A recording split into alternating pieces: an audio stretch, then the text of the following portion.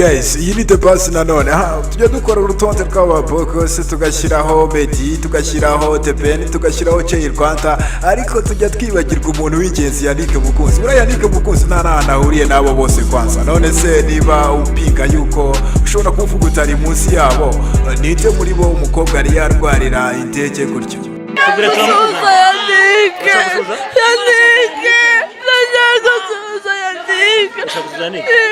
Kubera turamukunda cyane.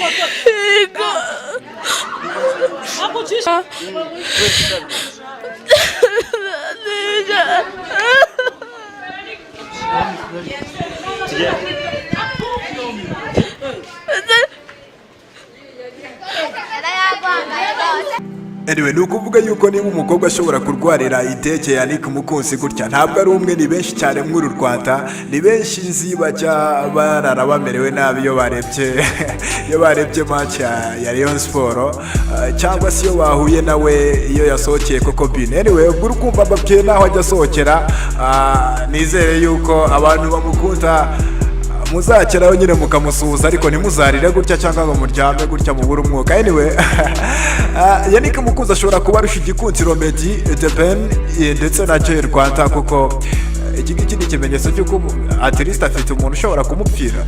Anyway, niba abakobwa bashobora gupfira abasore gutya, burya urukundo ruracyariho. Abatipe mukiri sinko ntimuzihebe, namwe muzabona abanyu, ntimucike intege. So far iki ni kigaragaza yuko abakobwa b'Abanyarwandakazi by'urugo basigaye bafite kwiexprima bitandukanye na kera. Basigaye babasha kugaragaza emotion zabo. Niba akunda umusitari akaba yanamupfira nyine akabimwereka, akabimugaragariza bitandukanye na kera.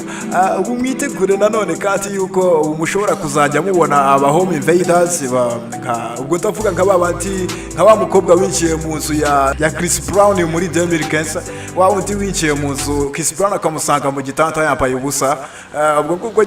ubwo nyine mwitegure yuko no mu Rwanda ashobora kuba hari abakobwa bagiye gutangira kuzajya baca mu mazu y'abastari bakunda, ugasanga yaryamye.